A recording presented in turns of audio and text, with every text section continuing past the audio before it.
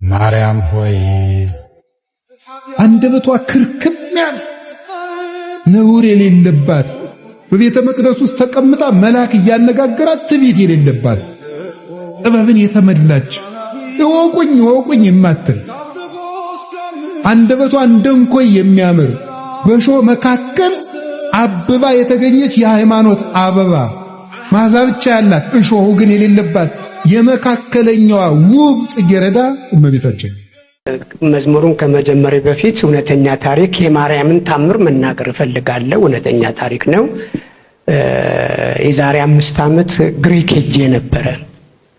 ግሪክ እንደምታውቁት መድኃኔዓለምና ማርያም ቤተክርስቲያኖች ይበዛሉ። በዛሬው ዕለት እንግዲህ ከባድ የተባለ መኪና አደጋ በጀሞ መድኃኔዓለም ቤተክርስቲያን ግቢ ውስጥ ደርሷል። ሰላም የተከበራችሁና የተወደዳችሁ የኦርቶዶክስ ቤተሰቦች እንደምን አላችሁ? ዛሬም እንግዲህ እንደተለመደው የተለያዩ ወቅታዊና አዳዲስ መረጃ ያላችሁን ቪዲዮዎች ሰብሰብ አድርጌ ለእናንተ ይዤላችሁ መጥቻለሁ። ተወዳጅ አርቲስት ዮኑስ ጋሽ ሰለሞንም እንግዲህ በትናንትናው ዕለት የመኪና ስጦታቸውን እንደተቀበሉ ሁላችንም እናውቃለን። ከዚህ ጋር በተያያዘም እንግዲህ መድኃኔዓለም ቤተክርስቲያን ተገኝተው እመቤታችን ስለ ቅድስት ድንግል ማርያም ተአምር በመድረክ ላይ ወጥተው የመሰከሩበት አጋጣሚም ነበር። በሌላ በኩል ደግሞ የመድኃኔዓለም ክብረ በዓል የተከበረ ባለበት ሰዓት ላይ የመኪና አደጋ ደርሶ ነበር የሚል መረጃም ደርሶኛል። እነዚህና የመሳሰሉትን ቪዲዮዎች ሰብሰብ አድርጌ ለእናንተ ይዤላችሁ መጥቻለሁ። አሪፍ ቆይታ እንደሚኖረንም እርግጠኛ ስለሆንኩኝ ቪዲዮ ላይክ በማድረግ ጀምሩ። ሀሳባችሁን ኮሜንት ላይ ጻፉልኝ። ለዚህ ቻናል አዲስ ናችሁ ደግሞ ሰብስክራይብ በማድረግ ቤተሰብ መሆን ትችላላችሁ። ወደ ቪዲዮ እስኪ በመጀመሪያም አንድ ፕሮቴስታንት ወንድማችን ለብዙ ዘመናት ፓስተር ሆኖ ሲያገለግል እንደነበርና አሁን ላይ ግን ወደ ኢትዮጵያ ኦርቶዶክስ ተዋሕዶ ቤተክርስቲያን ተመልሶ ፕሮቴስታንት እምነት ተከታይ ያለ ስለነበረው ህይወት ያጋራን አንድ መልእክት አለ። እሱን እንመልከት። ለ34 ዓመት ፓስተር የነበረው ሰው ወደ ኢትዮጵያ ኦርቶዶክስ ቤተክርስቲያን መጣ። ጉድ ማን ያለ ሆነ ብሎ የጮኸ አንድም አካል የለም። አንዴ አውጣለህ። እኔ እኮ ፔንቴኮስታል እኮ ነኝ። ኦርቶዶክስ ተቋም አይደለች። የውሸት ኢንፎርሜሽን እየተሰጠ ነው ማለት ነው። እኔ ምን አውቃለሁ? እስቲ በመስቀል ነው ክርስቲያን መሆናችን የሚታወቀው። እኔ አላውቅም። ጥቁር ኩርስ እኔ አምላክ አይደለም የቀየርኩት። አምላክ አልቀየርኩም ማለት ምን ማለት ነው? እኔ እችላለሁ። አይ አትችልም። ለምን እችላለሁ? በሰው ነው የተመሰረተ ኦርቶዶክስ። የቱ ጋር ወይ ጻፍላቸው። የሚያመልኩት እኮ አምላክ ሐሰተኛውን ክርስቶስ ነው። ከመጣው በኋላ እውነተኛውን ክርስቶስ ማምለክ ጀመርክ። እኔ እንጃ። በግሩፕ ተደባድበናል፣ ተሰዳድበናል። ግማሹን ራቁት ፎቶ እስኪያወጡ ድረስ ደርሰናል። እስከ ማሳሰር ድረስ ተደርሷል እኮ። ስለዚህ ነብይ ያልነበርክም ማለት ነብይ ያልነበርኩኝ።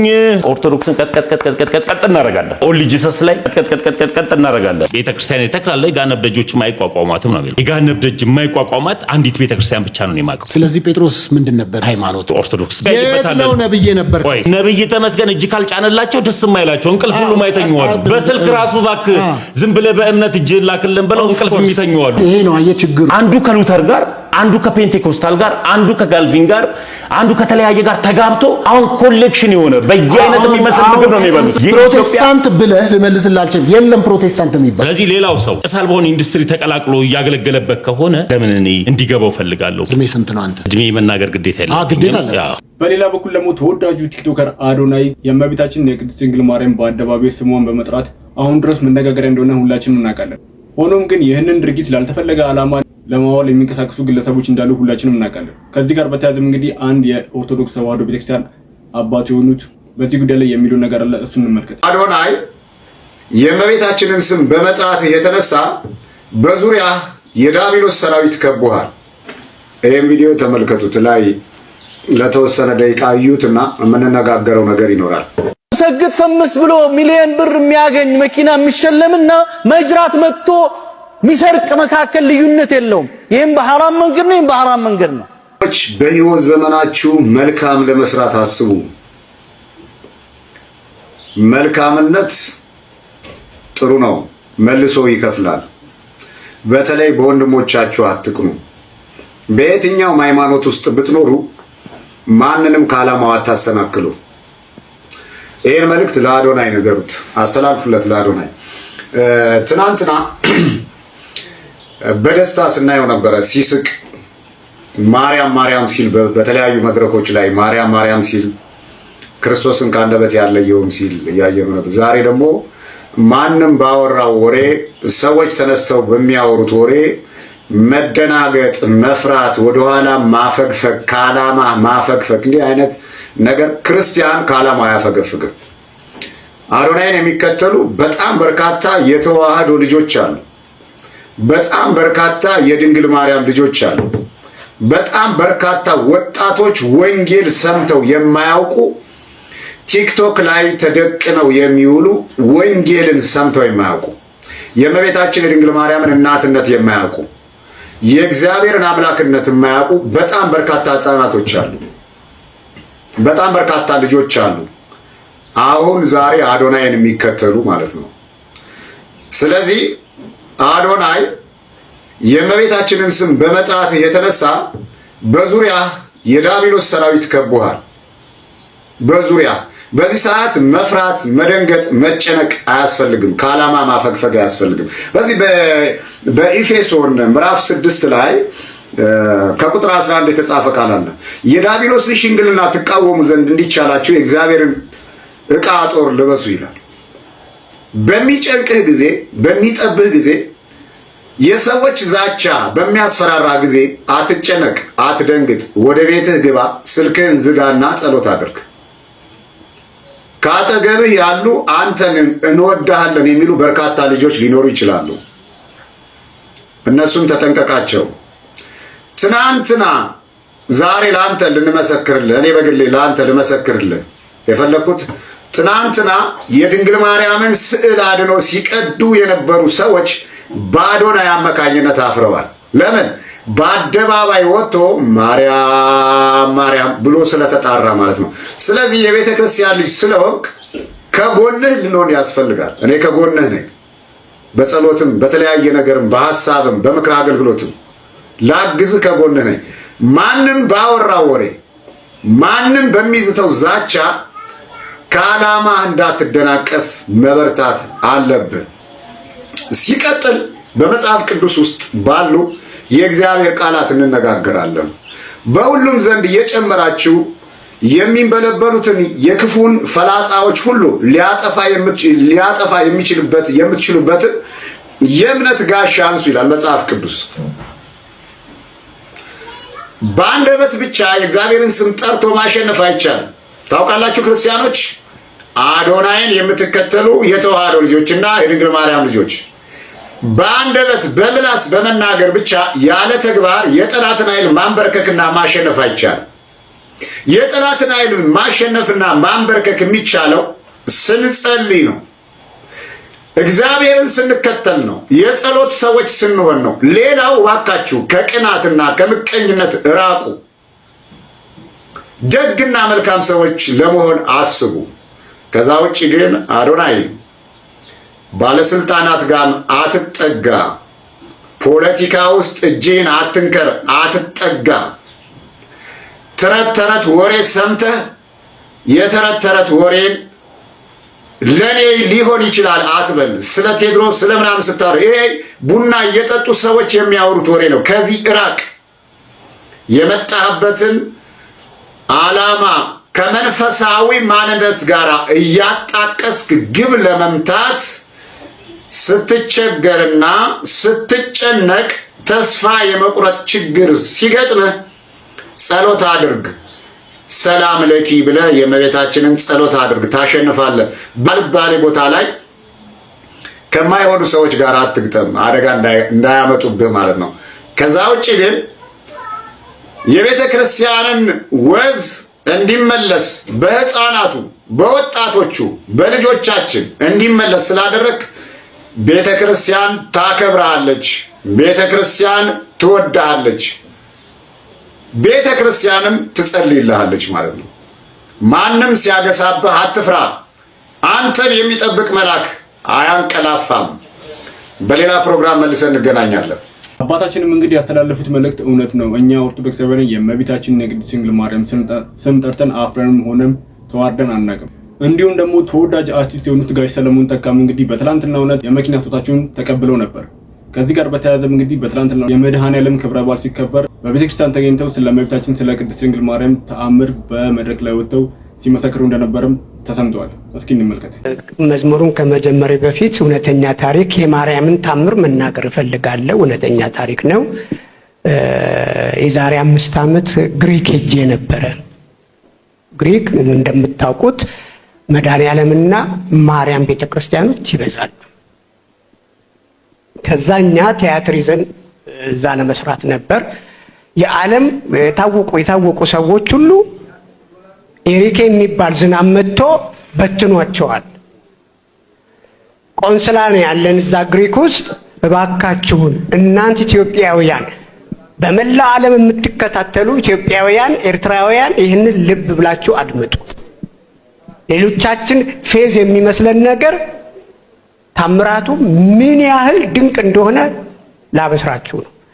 ከዛ መጣች፣ አማርኛ ትናገራለች። እናንተ ኢትዮጵያውያን እግዚአብሔር ቅርባችሁ ነው፣ ሳሰሩ እንዳትሄዱብን አሉ። ሁለት ነው አስጎበኙን፣ ምኑ ሁሉን ነገር ሀሪኬ ብያቸዋለሁ። ዩሮፕንና ግሪክን የሚያጠፋ ወጀብ ነው፣ ኃይለኛ ወጀብ። የሚገርማችሁ እኛ እንኳን እዛ እንደወረድን ዝናቡ ትንሽ ቀንሶ ነበር። በንጋታው የሚገርማችሁ 21 ነው ማርያም ሰኞ ዕለት ሜዲትራኒያን ባህር ወጀቡ ቀጣለ። እኛ 7ኛ ፎቅ ነው። እስከ 7ኛ ፎቅ ድረስ ውሃው እንደ ፍጥረቅ እያለ ይገባብን ነበር በመስኮት ሙቀት ስለሆነ። ልክ በ21 ሰኞ ዕለት አቆመ ዝናቡ። 21 የማርያም ዕለት። ይህንን በብዙ ላይም ጥይቅ ተናግሬዋለሁ። ሴትዮዋ መጣ፣ ግሪካዊ ነች፣ አማርኛ ትችላለች። ተንበርክካ ነው ያለቀሰችው። የእመቤታችን ታላቅ ክብር ይሄን ይመስላል። በእውነት በጣም በጣም የሚገርማችሁ በንጋታው ማክሰኞ ዕለት ዝናቡ ቀጠለ። ይሄ የኛ አይደለም፣ የእመቤታችን ድንቅ። ስለዚህ እኔ ደጅ ጠናው ያልኩበት ምክንያት ከህይወቴ ጋር ስለሚዛመድ ነው። ከህይወቴ ጋር እጅግ ዝባዝን ከህይወት ውስጥ ነበርኩኝ። አሁን ወደ 33 ዓመት አለኝ። እድሜም የምቆጥረው የ33ቱን ዓመት ነው። ከዛ በፊት ግን የባከነ የኃጢአት መንበር የመሰለ ሳይሆን የሆነ እጅግ በጣም አጨስ ነበር፣ እጠጣ ነበር። አላስፈላጊ ሰው። አሁን እንደዚህ ስታዩት ይሄ ወለል ያለው ፊቴ ከኔ አይደለም፣ ከኔ አይደለም፣ ለኔ የሚገባኝ አልነበረም። እግዚአብሔር ሲመርጣችሁ ምን ትመስላላችሁ? የብርሃን አክሊል ይደፋባችኋል። እውነት ነው ምናምን። ይሄ የመዘባበቻ ትምክት የበዛበት ምስክርነት አልሰጥም። በጣም የበዛ ጫታም ነበርኩኝ። እግዚአብሔር ሲመርጥ እኮ በቃ ከፍ ያደርጋል፣ ላይ ያወጣል። ከዛ ዝባዝን ከህይወት ወጥቼ እናቴን ሁሌ ደጅ እጠናለሁ፣ ሁሌ ያለቅሳለሁ፣ ሁሌ። ስለዚህ ይሄ ደጅ ጠናው የቅርብ ጊዜ ነው፣ በእናንተ ጊዜ የነበረ ነው። ግን በውስጤ ሁሌ ደጅ እንደምጠናት እንደምትፈጽምልኝ አቅ ስለነበረ ይኸው ዛሬ ከዛ ሁሉ ዝባዝን ከወጥቼ የሱ የእናታችን የቅድስት ድንግል ማርያም ልጅ ሆኜ ይኸው እንደዚህ አምሮብኝ ሽበቴ ሺህ ውበት ሆኖ መልኬ ማዲያት የነበረው ከንፈር የተቃጠለው ጣቴ ሁሉ የተቃጠለው ዛሬ ወርቅማ ነው። ስለዚህ በተለይ ለወጣቶች የምናገረው በየትኛውም ዓለም ያላችሁ እግዚአብሔር የፈቀደ ቢሆን ኖሮ ሲጋራውን ቺምኒ ያዘጋጅለት ነበር፣ ጭስ መውጫ። አልፈቀደውም። እግዚአብሔር የፈቀደው ቢሆን ኖሮ አረቄውን ምኑን ለሰውነታችን በተገባ ነበር። አልፈቀደውም። ስለዚህ ልጆቼ እንደኔ የባከነ እድሜን ሳትይዙ የወጣትነታችሁን እግዚአብሔርን መፍራት በጉብዝና ወራት ነው የሚባል ነገር፣ እግዚአብሔርን ማሰብ በጉብዝና ወራት ነው። ስለዚህ በዚህ በጉብዝና ወራታችሁ እንደኔ ሳይሸሻችሁ አረፈደብኝም፣ እኔም እግዚአብሔር ጠብቆ ለዚህ አብቅቶኛል። በእውነትም ስንቶቻችን እኮ ለማንም ደጅ እንጠና የለም እንዴ? አልባሌ ቦታ ሄደን ደጅ እንጠና የለም እንዴ? ጠንቋይ ቤት ሄደን ደጅ እንጠና የለም እንዴ? እግዚአብሔር ግን ለክብሩ የሚነሳ አምላክ ነውና የእሱን ክብር ወደኛ ውስጥ ልኮ ይኸው እኔ እንዴት እንቃላት ከአእምሮ በላይ ነው። እሱ ብቻ ዋጋውን ሰጥቶኛል። እግዚአብሔር ይስጥልኝ። እንግዲህ ወደ መዝሙሩ ስንሄድ እኔ እንትናን ብቻ ነው በደንብ ቀርጻችሁ በእውነት ነው የምላችሁ እስከ ብዙን አልችለውም። ይሄ ማውራት አለብኝ ምክንያቱም የግድ ነው። እቅጭቁጭን አይደል ማውራት ያለብኝ። አዎ በኋላ ደግሞ እኚህ ሽማግሌ ያታለሉ እንዳይሉኝ እስከ እንትና ድረስ ዘምርና ወንድሜ እሺ አይዞት እርሶ ይጀምሩት። ይኸው ዘማሪ በቃ እየተደጋገፍን እናታችንን ከፍ ከፍ የምናደርጋት እኔ የስሜቴን የፍቅሬን እዘምራለሁ። ጋሽ ሰለሞንም እንግዲህ የእመቤታችንን የቅድስት ድንግል ማርያም ተአምር ከመመስከር ባለፈ በሕይወት ዘመናቸው ያጋጠማችሁን ተአምር እንዲሁም ደግሞ አጋጣሚ ለእኛ ከፍሉናል። በዚህም አጋጣሚ እንግዲህ ለጋሽ ሰለሞን እንኳን ደስ አላቸው ማለት ይፈልጋል። ሌላ ደግሞ በትናንትናው ዕለት የመድኃኔዓለም ክብረ በዓል ሲከበር ያጋጠመ የመኪና አደጋ አለ። እሱን እንመልከት። በዛሬው ዕለት እንግዲህ ከባድ የተባለ የመኪና አደጋ በጀሞ መድኃኔዓለም ቤተክርስቲያን ግቢ ውስጥ ደርሷል። ዛሬ ቅዳሜ ህዳር 27 ከቀኑ 9 ሰዓት አካባቢ ጀሞ መድኃኔዓለም ቤተክርስቲያን ላይ ከባድ የመኪና አደጋ ተከስቶ ነበር። አደጋውም የደረሰው ይህ ከላይ የምትመለከቱት መኪና መንገድ ስቶ ወደ ቤተክርስቲያን ግቢ ውስጥ በመግባት ሁለት ሰዎች ላይ እንግዲህ ጉዳት አድርሷል። እናም ጉዳት የደረሰባቸው ሰዎች እግራቸው ላይ ሲሆን በፍጥነት ወደ ለቡስታር ሆስፒታል ተወስደው ሕክምና እየተደረገላቸው እንደሆነ ተሰምቷል። እንዲሁም ደግሞ በብዙ ኦርቶዶክሳውያን ዘንድ ተወዳጅነትን ያተረፈው ፓስተር ቸሪም እንግዲህ ስለኛ ስለ ኦርቶዶክሳውያን ጸሎት ስናደርግ በጣም ታስቀኑኛላችሁ፣ እጅግ በጣም ደስ የሚል ሃይማኖት ነው ያላችሁ ሲልም ሐሳቡን ሰጥቶናል። እስኪ እንመልከተው። በእግዚአብሔር ቤት ስትመጡ ለመጸለይ ነው። ኖራ በድጋጆች እኛ በተቻለ መጠን ለጸሎት የሚመች አይነት እንዲሆን እንፈልጋለን። የምንከፍታቸው መዝሙሮች ሰዎች እንዲጸልዩ ነው። የምናደርጋቸው ነገሮች ምናምን ወደፊት እንጨት በእንጨት ለማድረግ የሆነ መንፈሱን ይሄ እግዚአብሔር መንፈስ ሰው እንዲያዝ መጥቶ ፒው ፒው ፒው የሚበራ እንዲል የሚያንቀሸቅሽ መብራት አናረግም። እሱን ቺቺን ያይድና ፈልግ አናረግም። እዚህ ካልም መንፈሱ ሰው ስብስብ እንዲል የቦታ ጥበት እንጂ ባህር ዛፍ ተክለንላችሁ የሆነ እንትን ወንበር አድርገን እንደው ግጥግ ስር ብትመሰጡ ጥሩ ነው። ሰው ቸርች እንደሱ ነው የሚሄደው። እኔ አሁን ኦርቶዶክስ ቤተክርስቲያን የማየው ነገር ደስ ይለኛል። አብዛኛው ኦርቶዶክስ ቤተክርስቲያን ቦታዎቹ አሰፋፊ ትልልቅ ወፋፍራም ዛፍ አለ፣ ዛፎቹ ስር ድንጋይ አለ። ሰዎቹ እግዚአብሔር ይስጣቸው ሲሄዱ ነጠላቸውን ነጠላ አድርገው ለብሰው በቦዲ እዚህ ድረስ እምብርቷን አድርጋ አትሄድ። ነጠላዋን ለብሳ አፏ እንደዚህ አድርጋ በስራት ጭብሎ ያልቅሳሉ፣ ይጸልያሉ። ቤተክርስቲያን ስትመጡ ለመጸለይ ነው። እኔ መንፈሳዊ ቅናት ይይዘኛል። አሁን እንደዚህ ብንጸልይ ብዙ ነገር መለወጥ እንደምንችል ስንቶቻችሁ ታምናላችሁ? ተነስተን ለሰዎች ሁሉ ብንጸልይ፣ ለምናየው ትርምስ ብንጸልይ። አሁን የጸሎት ርዕስ ጠፍቶ ነው ጥሪ ይልብኛል። ቸርዬኔ ስንበረከክ ልቅ ነው ይልብኝ። አንዳንድ ሰውማ በርከክ ሲል የሆነ ድመት ይመጣና ከኋላ እንድስ ይዘኛል አለ። ገና ያልተለቀቀ ሰው አለ። የሆነ ድመት ሁሉ ገና ጣራ ላይ ሲል በኢየሱስ ክርስቶስ ከዛ አይኑን ጨፍኖ መጸለይ የማይችል ሰው አለ። ዲም ሚል ሰው እኔ ደስ የሚለኝ የሚል እውነት እኔ ብዙ ሰው ብሎኛል። እኔ ደስ የሚለኝ እንትን ነው ተቋሞ ነው ይላል። የተቋሞ ጸሎት ደስ ይለኛል ይላል። ላባላፍ ሰው በቃ የጸለየ የሚመስለው ሲጮህ ነው ሰው በለሆሳስ እግዚአብሔር ፊት አሜን። ብርክክ ብላችሁ ለሰዎች ሁሉ መንፈሳችሁን ስብስብ አድርጋችሁ አንድ ቀን እኮ ከዚህ ስጋ ውስጥ ውልቅ ትሉና ፊቱ ትመጣላችሁ። ቸሪም እንግዲህ ስለሰጠህን ምስክርነት እጅግ በጣም እናመሰግናለን። እኛ ኦርቶዶክሳውያንም እንግዲህ እጅግ በጣም የምንወድ መሆኑን በዚህ ቪዲዮ ልገልጽልህ እፈልጋለሁ። እድሜያችሁን ልንገራችሁ ትፈልጋላችሁ? በጣም ጥሩ። አትፈሩ? እሺ። አዳም አባታችን በገነት 7 ዓመት ብቻ ነው የቆየው። 1000 ዓመት ቢቆይ ኖሮ ይላሉ ሊቃውንት ሲያመሰጥሩት የሕይወት ዛፍን ተመግቦ መንግስተ ሰማያት ይገባ ነበር። ስንት ዓመት ቢቆይ ኖሮ? 1000 ዓመት ቢቆይ። አልታደለም። በ7 ዓመቱ ወደቀ።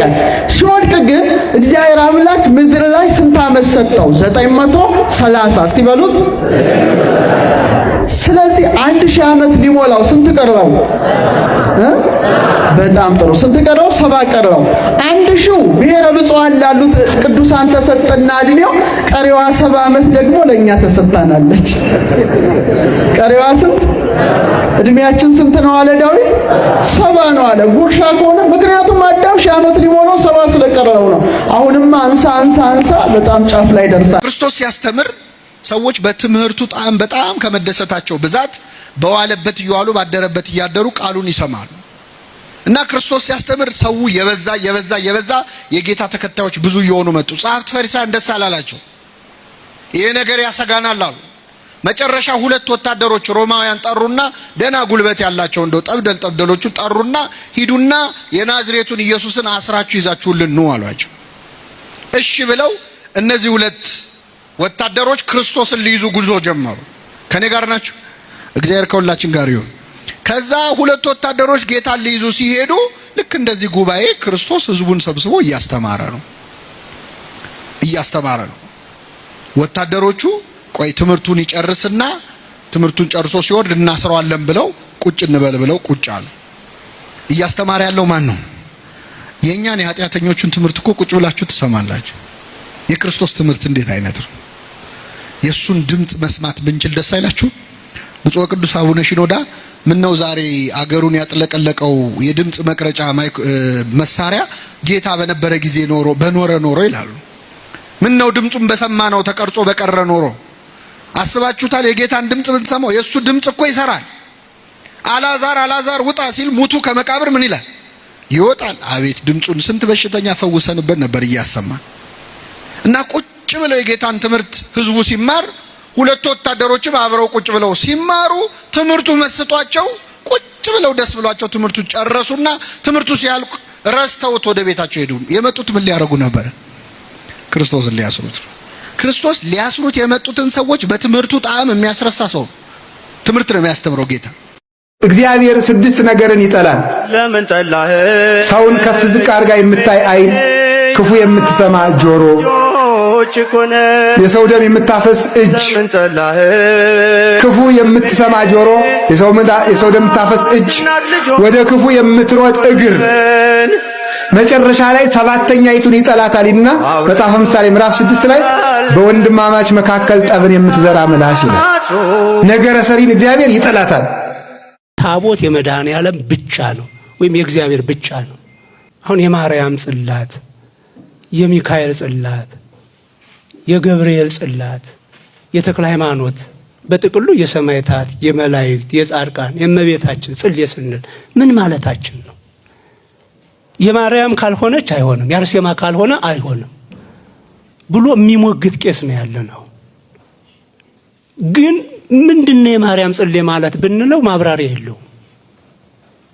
አሁን የተቸገር ነው።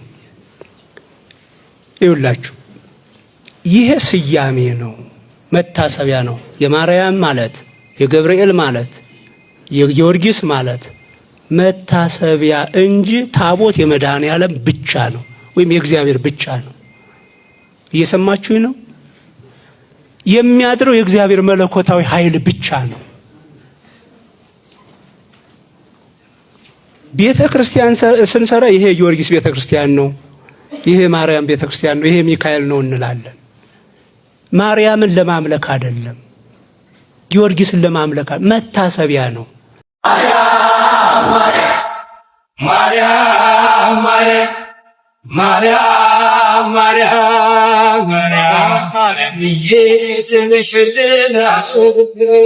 ቀድሞ በልጇ ድል የተነሳው ጠላት የእመቤታችን ስም ሲነሳ የሚገባበት ይጠፋዋልና ኮሜንቱን ማርያም ማርያም እያላችሁ አጥለቅልቁት። በመጨረሻም ተወዳጁ ሀገራችን አርቲስት የሆነችው ማራማዊት አባተ በዛሬው ዕለት በፀሐይ ፊልም ምርቃት ላይ እመቤታችንን ይዞ አፈረ ማናለ ስትል ያጋራችው መልእክት እንዲሁም የተደረገላትንም ታምረ በእንባ የታጠበች በአደባባይ መስክራለች። በዙሪያም መረጃዎችን አጋራችኋለሁ።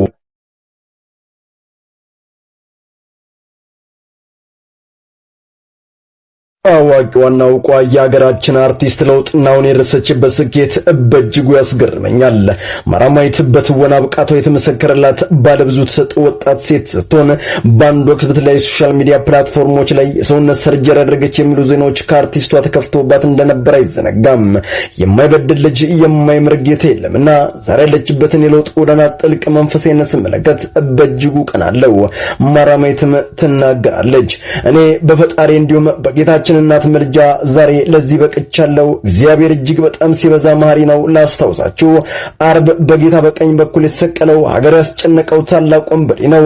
ነገር ግን ባለቀም ሰዓት ቢሆን የአምላኩን ጌትነት መስክሮ በደለኛና ጥፋተኝነቱን ማምኖ በጸጸት ፈጣሪውን ስለተማጸነ ጌታም እራራለት። እድሜ ልኩን ሲሰራው የነበረውን ክፋት ተወለት። ከሁሉም አስቀድሞ ዛሬ በገነት ከኔ ጋር ትሆናለህ ሲል ቃል ገባለት። ለኔ የተደረገልኝ ይህ ነው። በፊቱ የሚያቆም አንዳች ስራ ባይኖረኝም ቸርነቱ፣ ምረቱ፣ ይቅርታው፣ አባታዊ ፍቅሩ ከጥፋት ወደ እርሱ አቅርቦኛልና ጌቴን አመሰግነዋለሁ። እመቤቴ አምላኬ እናት ምልጃዋ ለሴኮንዶች ያልተለየኝ ምስጋና ይድረሳት። እሷ እናት አድርጎ የሰጠን እርሱ የተመሰገነውን ስትል በፀሐይ ፊልም ምረቃዎች ተናገረች። ማራማዊት ታደሜ ለሌሎችም አርአያ የምትሆኚ ጀግና ብርቱ ሴት እንደሆንሽ አውቃለሁና እግዚአብሔር አምላክ የበለጠ ፍጻሜሽን እንዲያሳምር የምን ጊዜም ጸሎቴ ነው። ለማንኛውም ቤተሰቦች ለዛሬ ይዤላችሁ የመጣሁት ቪዲዮ ይሄንን ይመስል ነበረ። አሪፍ ቆይታ እንደነበርና የተለያዩ ቁም ነገር አዘል ትምህርቶች ነው እንደተማማርንበት እርግጠኛ ስለሆንኩኝ ቪዲዮ ላይክ ሳታደርጉ ጀምራችሁ ላይክ አድርጉ። ሐሳባችሁን ኮሜንት ላይ ጻፉልኝ። ለዚህ ቻናል አዲስ ናችሁ ደግሞ ሰብስክራይብ በማድረግ የተለያዩ ወቅታዊና አዳዲስ መረጃዎችን ማግኘት ትችላላችሁ። ቀጣይም እንግዲህ በተመረጡና አዳዲስ መረጃ ባላችሁ ቪዲዮዎች እስከምንገናኝ ድረስ መልካም ጊዜ